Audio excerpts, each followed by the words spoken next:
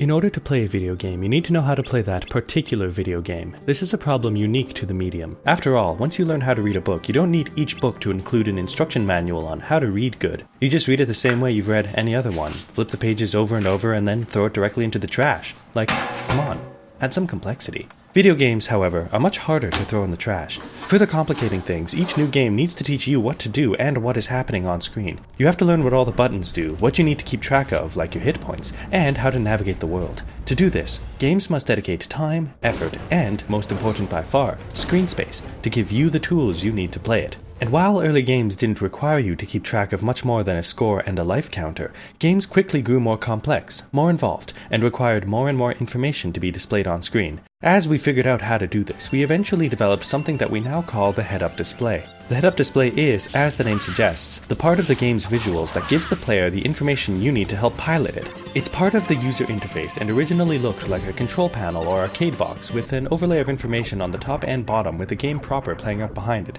This creates a layering effect with the HUD separate and in front of the game, kind of like, an arcade machine. This works intuitively because of a certain everyday setting that people tend to be pretty familiar with. This worked just fine for a couple of years until something big happened. Something that changed video games forever. 3D graphics.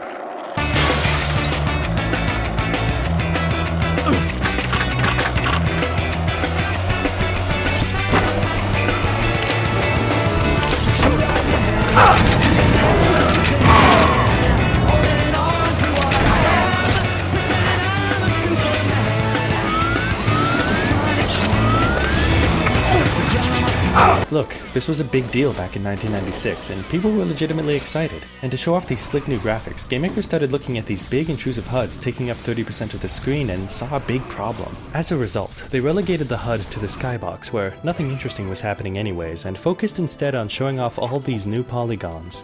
This habit stuck, and HUDs and user interfaces started becoming smaller, simpler, conveying less information and doing so using less and less of the screen. This led us into a period that I like to refer to as UI Minimalism. UI Minimalism is the idea that user interfaces are at their best when they take up the smallest amount of screen space while still allowing for smooth play. Now what does this look like? It's small, unobtrusive HUDs that distract as little as possible. The mark of a good HUD has become what percent of the screen is blocked by it. The smaller the better. In fact, make it completely empty and have pop-up contextual images whenever they're needed, and have them vanish when unused. That way, there's nothing in front of the screen to block your view of the dark, gritty, and barely perceptible graphics. This is based on the idea that if the player doesn't need to see it, you can relegate it to a deeper menu where the player can check on it whenever they want, and don't have to see it when they don't. As a result, what you do see on screen is always essential, the stuff that absolutely has to be there, though that doesn't mean it's not pretty or thematic, just that it's small. This is what a modern UI looks like. Almost every game follows these rules and develops their HUDs and user interfaces with minimalism in mind. But as you can tell from the thumbnail of this video, I'm here to talk about one game that doesn't follow these rules.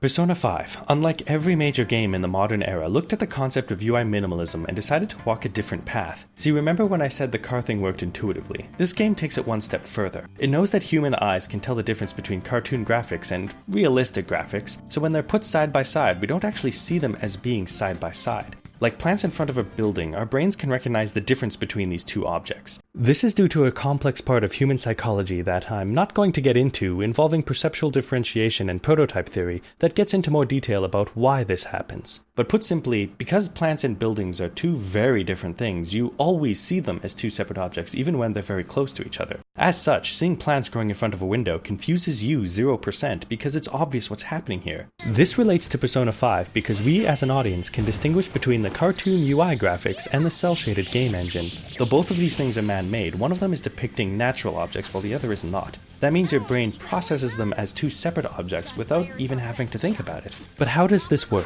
Consider the battle menu. While other games create layering effects by making the action menu as a separate window in front of the action, the menu here emerges from the active character. By every rule of UI minimalism, this should look cluttered and cramped. Just look at how much screen space is taken up by basic elements of the HUD. And yet, it doesn't look cluttered because the HUD is integrated within the game engine. This means that, instead of detracting from the graphical experience, the HUD augments it, becoming a part of the game's artistic expression as it conveys the information you need to play it. That's why they can get away with such over-the-top particle effects and screen wipes. These aren't just secondary things they use to add to the game experience. These make the integrated UI possible because they make it part of a system that interacts with the graphics while it operates in stylistic space separate from the main graphical engine. That is, it would feel out of place most anywhere else, but because it's both unique and over the top, It doesn't. And this isn't just because the HUD is artistically well made, even though it is, gorgeous, but because it has a life of its own. Every cartoonish flash brings life to the game. It makes it exciting when it would otherwise be dull. It helps convey mood and setting, and perhaps most amazingly, it helps conceal all the cracks in the game's graphical and system engine.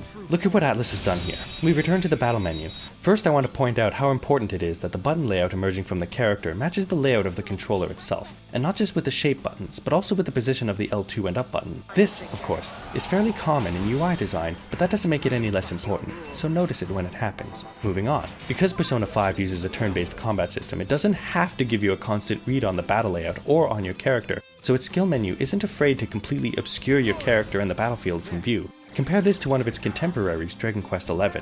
The menu here is small, standard, like a text box in an Excel spreadsheet. It's completely unexciting and 100% information-oriented and boring as hell. And what does the game get out of this? A relatively static battle situation with people standing stationary in front of each other. Why do we need to see this so clearly and all the time? Why are we making sacrifices to both style and readability to show us a play-by-play of nothing happening? This is why Persona 5 isn't afraid to block everything with its menus. No matter how deep into the menu we go, the enemies are going to be exactly where we left them. That's why we can obscure the action and make use of that extra space to make the menu system big, dynamic, and stylish, so that it can be entertaining while the battle is not.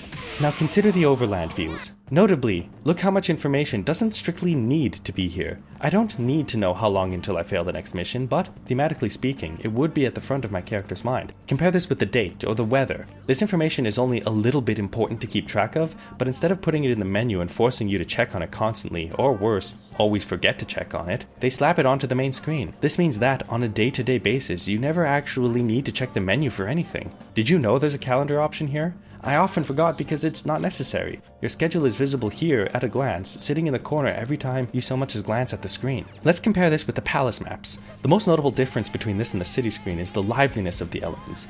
Look at how the minimap starts pulsing as your threat level increases. Little elements like this are essential for expressing mood and theming, and is one of the reasons why the security level mechanic feels as high stakes as it is, even though the mechanical penalty of a high security level is almost negligible. And yet, it feels stressful because the UI adjusts to the security level's implied threat, even as the real threat is hardly relevant. You see, the problem with UI minimalism is that it states that the UI detracts from the on-screen experience, that the UI is fundamentally at odds with graphical fidelity, that the HUD obscures the graphics. And while this is typically the case, it does not have to be the case. And Persona 5 shows us how to avoid these problems and develop games that consider how the user interacts with the game from the ground up. It recognizes that you can never completely hide the UI, and perhaps you shouldn't even try to be hiding it. Instead, if you make the UI part of the game experience, you can end up with an artistically complete aesthetic that can convey the information the player needs without detracting from the graphics. So the next time you're looking at a UI or a HUD and thinking this is small, therefore it's good, look to Persona 5 and ask yourself, why is this UI detracting from the graphics at all? Why is it sacrificing form for function when it could do both instead? Persona 5 has shown us the way. It's now up to us to follow in its trail.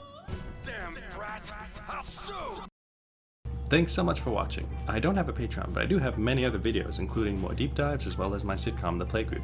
Leave a comment if you have any questions or want any clarifications. Until next time.